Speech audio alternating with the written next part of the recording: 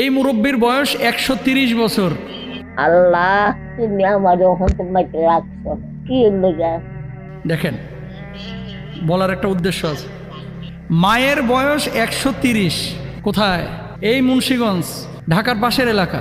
130 বছর বয়সে উনি কোনোদিন রোজা ভাঙে না, এবং এবছর রিসেন্টলি উনি অলরেডি 10টা রোজা করে ফেলেছেন, মানে প্রতিদিনই রোজা রাখছেন আর কি। বলার একটা উদ্দেশ্য আছে, কি জবাব দেবেন আল্লাহর কাছে?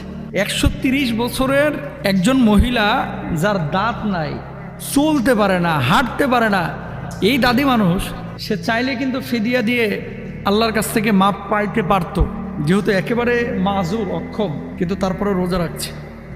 আর আমার দেশের 40 বছর, 42 বছর, 45 বছর, আবার 24 বছরের অনেক যুবক, ভাবসাব দেখলে মনে হয় যে বাপ রে বাপ, এর চাইতে বড় আল্লাহর ওলি নাই দুনিয়ায়, জান্নাত থেকে কালকে পালায় এসছে, কিন্তু রোজা নাই। কিছু লোক আছে দেখবেন ইফতার